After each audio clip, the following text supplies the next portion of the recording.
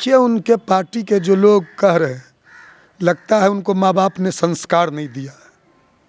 यदि माँ बाप ने संस्कार दिया होता और जो हमारी बिहारी जो देश की संस्कृति है, जो संस्कार है कि बेटा जाता है बाप के पास आशीर्वाद लेने। उनके पार्टी की तरफ से ऐसा कहा जा रहा है कि अगर चाचा जी अगर आएंगे आशीर्वाद देने के लिए तो चिराग पासवान मना भी नहीं करेंगे। कहीं ना कहीं अभी भी सॉफ्ट कॉर्नर है।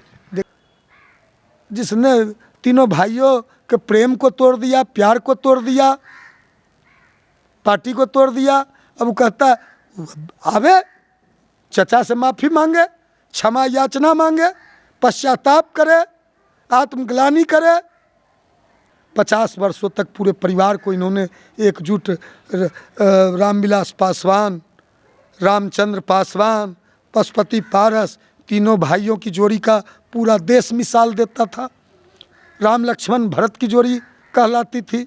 लोग कहते थे कि यदि परिवार का प्रेम, भाई प्रेम देखना है तो रामविलास पासवान के परिवार में देखो। हमारे गांव देहात में कहावत है कि यदि घर पे गिद्ध बैठ जाए घर के छत पर तो उस घर का विनाश होना तय है। रामविलास पासवान जी के निधन के बाद लोक जनशक्ति पार्टी का जो बंगला था, इमारत था, उस पर एक गिद्ध बैठ गया था। अच्छा, अगर चिराग पासवान अगर आते हैं आशीर्वाद लेने के लिए तो क्या चाचा आशीर्वाद देंगे? नमस्कार, बिहार टाइम्स डिजिटल में आपका स्वागत है। मैं वेद सिंह। जैसे कि आप सभी को पता है कि लोकसभा में अभी बवाल मचा हुआ है। अगर बात करें संविधान को लेकर या फिर बात करें बाबा साहेब अम्बेडकर को लेकर के, तो जो अभी जो बयान जो आया है गृह मंत्री अमित शाह का, उसके बाद से सियासत जो है काफ़ी तेज़ हो गई है। इन्हीं सब तमाम मुद्दों पर बातचीत करने के लिए अभी हमारे साथ मौजूद हैं राष्ट्रीय लोक जनशक्ति पार्टी के राष्ट्रीय प्रवक्ता श्रवण अग्रवाल जी। पहले तो स्वागत है सर आपका। आपका भी स्वागत है।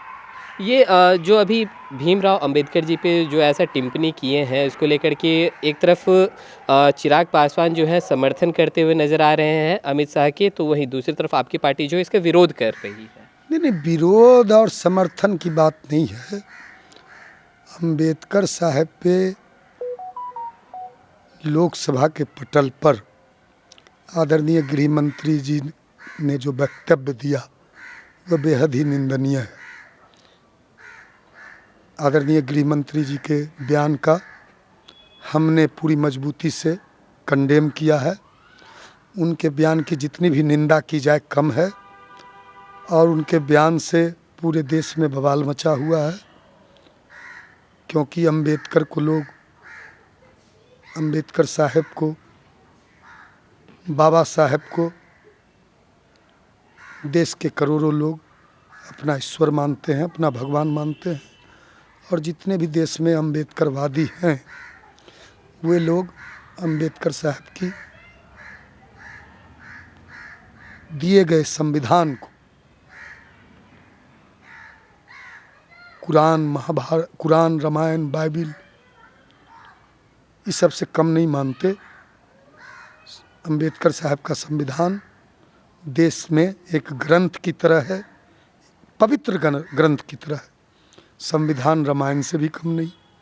संविधान तो हमारा तो मानना है, संविधान जो है हमारा देश का, रामायण, बाइबिल, इस सब से भी ऊंचा है। और संविधान ने ही हम लोग को सम्मान से जीने का अधिकार दिया है। संविधान की शपथ लेके ही जो लोग मुस्कुरा रहे थे लोकसभा में अमित शाह के बयान पर, बाबा साहब के दिए गए आरक्षण, उन्होंने ही आरक्षण दिया तो रिजर्व सीट से जीत कर गए हैं, मंत्री बने हैं, सांसद बन के जाते हैं तो उसी संविधान की शपथ लेते हैं, मंत्रिमंडल में शपथ लेते हैं तो उसी संविधान की शपथ लेते हैं और अंबेडकर साहब का अपमान करते हैं और अंबेडकर साहब के अपमान पर मुस्कुराते हैं। तो निश्चित रूप से हमारी पार्टी इसकी निंदा करती है। हम तो आदरणीय देश के प्रधानमंत्री नरेंद्र मोदी जी से यह मांग करते हैं, आग्रह करते हैं कि वे प्रधानमंत्री जी राजधर्म का पालन करें, राजधर्म का पालन करते हुए जो देश के संपूर्ण देशवासियों और अम्बेडकरवादियों और दलितों और गरीबों और वंचितों शोषितों का भावनाएं जो आहत हुई है आदरणीय अमित शाह के बयान से, उनको अपने सहयोगी को कहें कि देश से माफ़ी मांगे, अम्बेडकर साहब से भी माफ़ी मांगे। अम्बेडकर साहब का तस्वीर लगा हुआ है लोकसभा में, हमारे नेता रामविलास पासवान जी के ही प्रयास से लगा था, उन्होंने ही 1989 में लगवाया था।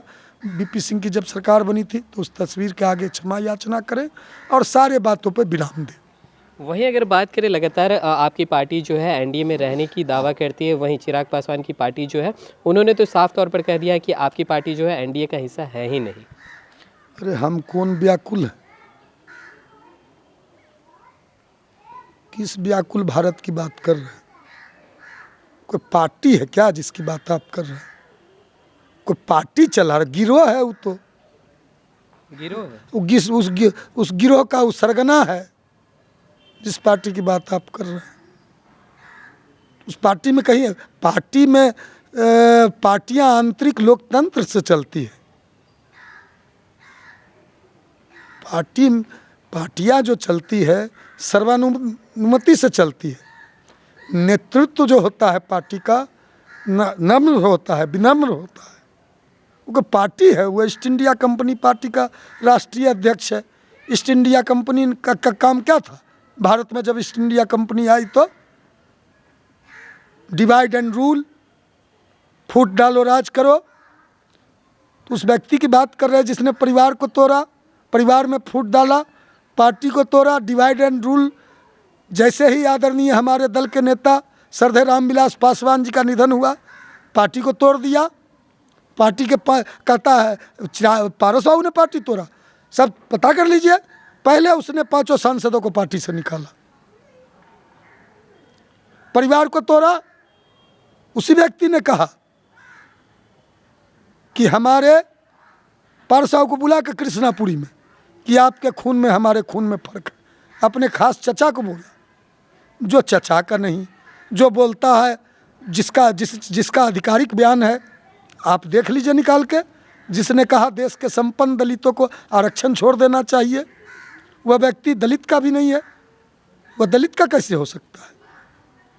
तो यह सब हंसना और गाल फुलाना है ना, ये एक साथ नहीं चलता। चलिए चलते चलते एक आखिरी सवाल रहेगा, लेकिन कहीं ना कहीं अभी भी उनके पार्टी की तरफ से ऐसा कहा जा रहा है कि अगर चाचा जी अगर आएंगे आशीर्वाद देने के लिए तो चिराग पासवान मना भी नहीं करेंगे। कहीं ना कहीं अभी भी सॉफ्ट कॉर्नर है। देखिए, उनके पार्टी के जो लोग कह रहे हैं, लगता है उनको माँ बाप ने संस्कार नहीं दिया है। यदि माँ बाप ने संस्कार दिया होता, और जो हमारी बिहारी जो देश की संस्कृति है, जो संस्कार है कि बेटा जाता है बाप के पास आशीर्वाद लेने, अब यह कैसा संस्कार है? उन लोग को तो संस्कार मिला नहीं है। अब उसी व्यक्ति की भाषा बोल रहे हैं जिस व्यक्ति ने कहा था पारस बाबू को कि आपके मेरे में खून में फर्क है। तो ऐसे लोग कह रहे हैं कि पारस बाबू आके, तो उसको ना आना चाहिए। बेटा है, भतीजा है, खून है, रामविलास पासवान के भाई हैं। 50 वर्षों तक पूरे परिवार को इन्होंने एकजुट, रामविलास पासवान, रामचंद्र पासवान, पशुपति पारस, तीनों भाइयों की जोड़ी का पूरा देश मिसाल देता था। राम लक्ष्मण भरत की जोड़ी कहलाती थी। लोग कहते थे कि यदि परिवार का प्रेम, भाई प्रेम देखना है तो रामविलास पासवान के परिवार में देखो, जिसने तीनों भाइयों के प्रेम को तोड़ दिया, प्यार को तोड़ दिया, पार्टी को तोड़ दिया। अब वो कहता है आवे चचा से माफ़ी मांगे, क्षमा याचना मांगे, पश्चाताप करे, आत्मग्लानि करे। अब तो वह वैसे लोग से घिरा हुआ है जिसने पार्टी तोड़ा था। वह व्यक्ति तो आजकल दिखाई नहीं देता। देखिए, हमारे गांव देहात में कहावत है कि यदि घर पे गिद्ध बैठ जाए घर के छत पर तो उस घर का विनाश होना तय है। रामविलास पासवान जी के निधन के बाद लोक जनशक्ति पार्टी का जो बंगला था, इमारत था, उस पे एक गिद्ध बैठ गया था। जो चिराग पासवान का मित्र था। गिद्ध बैठ गया, पार्टी टूट गई, परिवार टूट गई। अच्छा, अगर चिराग पासवान अगर आते हैं आशीर्वाद लेने के लिए, तो क्या चाचा आशीर्वाद देंगे? पारस बाबू हैं, भोले बाबा। पारस बाबू आज आए, आज हमको लगता है पारस बाबू गला लगा के आशीर्वाद, हमको जो लगता है, लेकिन वह तो फैसला उनको लेना है। लेकिन पारस बाबू सबको लेके चलते हैं, है ना। पारस बाबू अपने पूरे संपूर्ण जीवन में परिवार को एकजुट करके, इकट्ठा करके, तीनों भाई पूरे परिवार को, पार्टी को बांधकर एक साथ लेकर चलने का काम किए। लेकिन जैसे ही हमारे नेता रामविलास पासवान जी का निधन हुआ, दल विरोधी ताकतें, पार्टी विरोधी ताकतें, परिवार विरोधी ताकतें, सामंती ताकतें, दलित विरोधी ताकतें, सब लोग एक्टिव हो गई, पार्टी को तोड़ दिया, परिवार को तोड़ दिया। तो इसलिए अब जहाँ तक पारस बाबू और जिस व्यक्ति का नाम ले रहे हैं, तो अब दो व्यक्ति, अब बात है कि देसी और विदेशी, देसी कौन और विदेशी कौन। तो हम लोग तो, पारस बाबू तो देसी हैं, ठेठ बिहारी हैं। बिहार के शहरबन्नी गांव में, जिस गांव में 7 नदी पार कर जाना पड़ता था शिक्षा दीक्षा के लिए आदरणीय रामविलास पासवान जी को, वह शहरबन्नी गांव खगड़िया का, वहाँ पारस बाबू जन्म लिए। पारस बाबू के पिता रामविलास पासवान जी के पिता संत जामुनदास जी, दोनों भाइयों को एक कंधा पे रामविलास राम को, दूसरे कंधा पे पारस बाबू को कंधा पे बैठा के 4 नदी 5 नदी पार करके स्कूल पहुंचाते थे और उच्च शिक्षा दीक्षा ग्रहण कराया। तो हम लोग तो, पारस बाबू तो संघर्ष के प्रतीक हैं। अब जो लोग दिल्ली बम्बई में जन्मा पला बढ़ा, चकाचौंध की दुनिया में रहा, उन लोग को क्या बिहार के संस्कृति, बांझ की जाने पर सौती के हाल, दुखिया के हाल दुखिया ही जाने, दुखिया के पीड़ा, दुखिया के दर्द को का सुखिया जाने। तो छोड़िए उस व्यक्ति की बात। चलिए, बहुत बहुत धन्यवाद। तो जैसा कि अभी आप सुन रहे थे, हमारे साथ मौजूद थे राष्ट्रीय लोक जनशक्ति पार्टी के राष्ट्रीय प्रवक्ता श्रवण अग्रवाल जी। उनका साफ तौर पर कहना था, क्या कुछ कह रहे थे अमित शाह के बयानों पर, और अम्बेडकर, बाबा साहब अम्बेडकर के लेकर जो उन्होंने टिप्पणी की, उस पर क्या कुछ प्रतिक्रिया दे रहे थे, आप सुन रहे थे वीडियो के माध्यम से। तो चलिए, और भी ऐसे तमाम खबरों का सिलसिला इसी प्रकार बना रहेगा बिहार टाइम्स डिजिटल पे। अपनी प्रतिक्रिया को हमारे कमेंट बॉक्स में जरूर साझा करें। धन्यवाद।